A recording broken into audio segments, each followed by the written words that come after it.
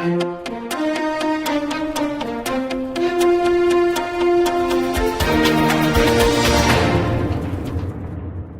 and welcome to Midday Update. Coming up are the headlines for the day. Pact signed to establish Space Habitat Center at SEZAD. Salala Tour 2022. ROP announces routes of third and fourth stages of race. Child airlifted to hospital in Oman. India, 8 killed as electric scooter showroom catches fire and engulfs hotel. Lufthansa Airlines raises salary for pilots. Blue Origin rocket experiences booster failure during uncrewed launch. Junior and Women's League cricket to start from October 17th in Oman. WTA rankings, Iga Swiatek cements #1 spot and Ons Jabeur returns to #2. Those are the headlines. Now for the local stories for the day. An agreement has been signed to establish a space habitat center at the Special Economic Zone at Duqm.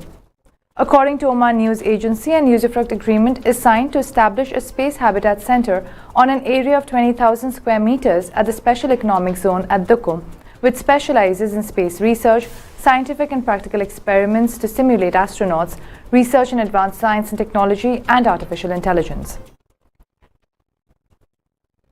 The routes of the third and fourth stages of Salala Tour 2022 have been announced.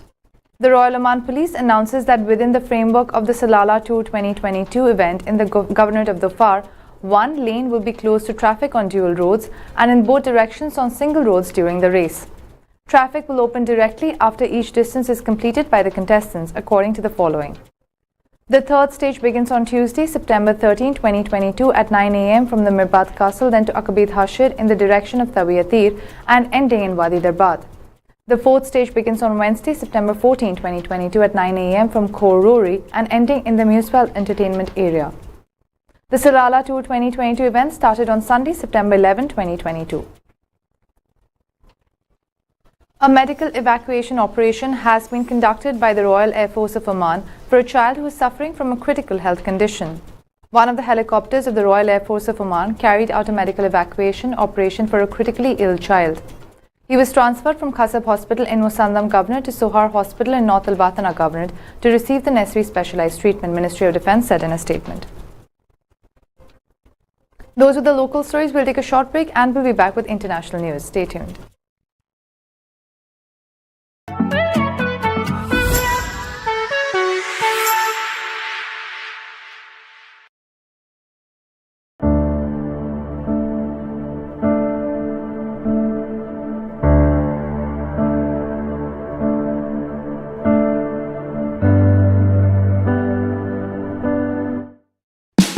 Oman's largest online supermarket now has no minimum order limit. From grocery to household items, Rafiq has everything that you want. Enjoy worry-free shopping with over 8,000 products to choose from and get it delivered straight to your doorstep. Rafiq, you order, we deliver.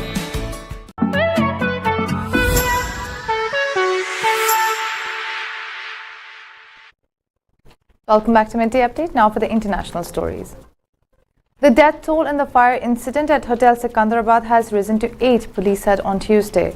The fire broke out last night around 9:30 p.m. The fire started in the basement where a lot of electric bikes were parked. We do not know the origin of the fire as yet. 8 people have died and some are hospitalized. A case has been registered, said Chandana Deepti, Deputy Commissioner of Police, North Zone, Hyderabad. At least 8 people died and several were injured when a fire broke out at a hotel in Sikandarabad late night on Monday. The fire broke out at the charging unit of the electric scooter showroom on the ground floor of the hotel building. Following this, people on the upper floors got trapped in smoke. Several fire tenders rushed to the spot to bring the fire under control. Police reached the spot and evacuated people. The fire broke out in the electric scooter charging unit on the ground floor. Smoke overpowered the people staying on the first and second floors. The remaining people jumped from the building and were rescued by locals. They were rushed to the hospital. Fire tenders were on the spot, said Hyderabad Commissioner C.V. Anand. Meanwhile, Telangana Home Minister Mohammad Mahmood Ali said a probe has been initiated. Prime Minister Narendra Modi expressed his condolences on the tragic death of 6 people who died when a fire broke out at a hotel in Telangana, Sikandarabad late on Monday night. While expressing his condolences through a Twitter post, Modi said 2 lakh rupees from Prime Minister's National Relief Fund would be paid to the next of kin of each deceased and rupees 50,000 each to the injured.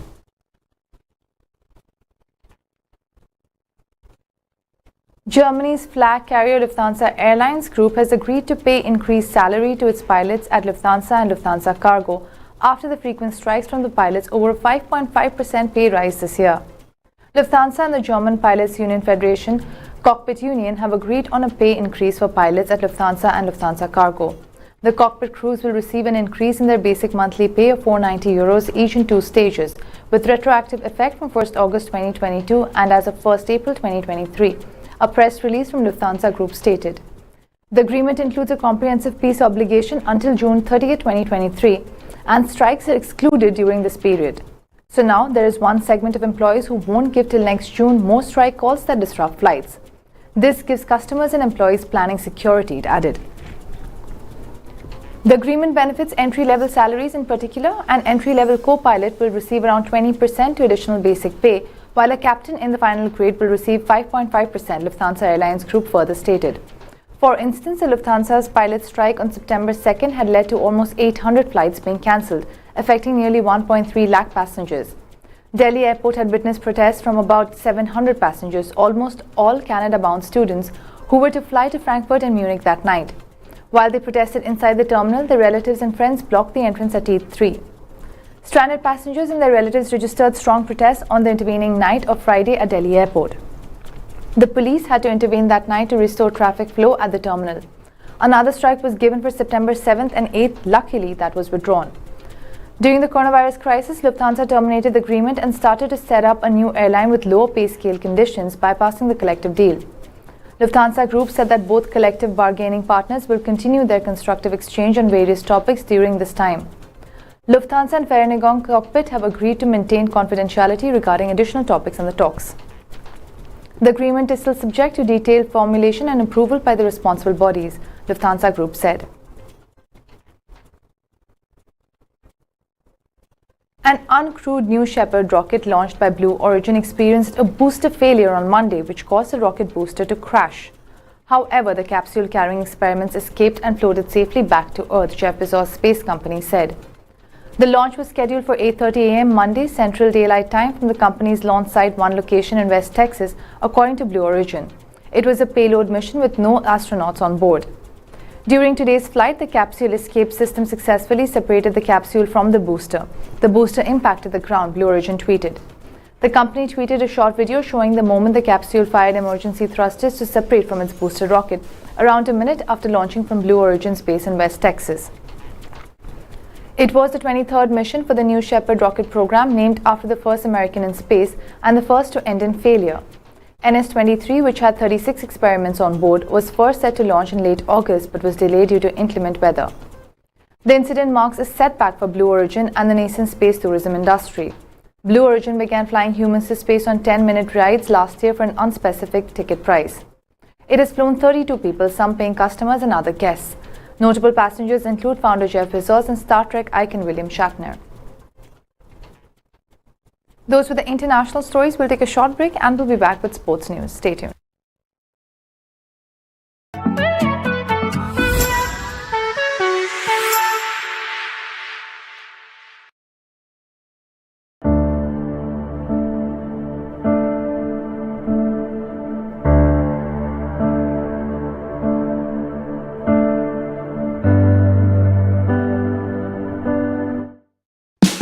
Oman's largest online supermarket now has no minimum order limit. From grocery to household items, Rafiq has everything that you want. Enjoy worry-free shopping with over 8,000 products to choose from and get it delivered straight to your doorstep. Rafiq, you order, we deliver.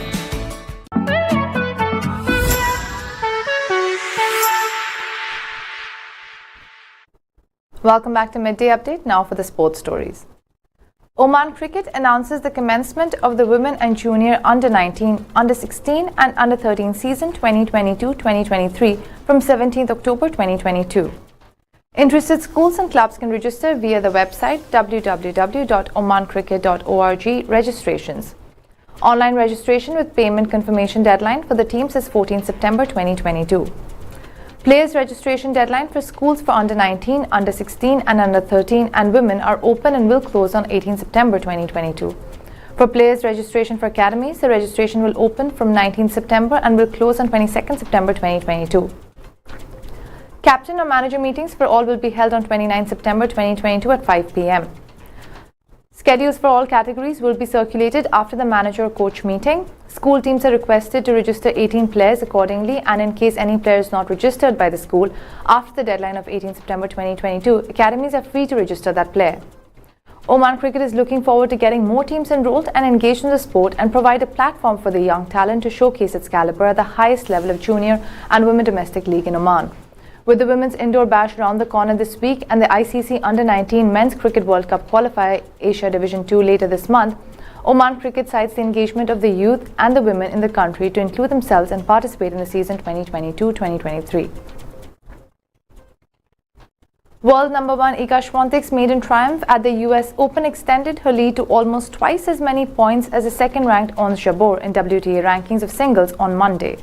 With 10,365 ranking points, Swiatek now holds a 5,275-point lead over Jabeur, the most comprehensive margin between number 1 and number 2 in 7 years, when the American tennis great Serena Williams had a 6,591-point lead the week of August 31, 2015. Katarzyna Siankova returns to number 1 in the week's WTA doubles rankings following her US Open title run with her partner Barbora Krejcikova, who claimed the number 2. Serena Williams posted her 178th win against a top 10 player in the second round over Anett Kontaveit.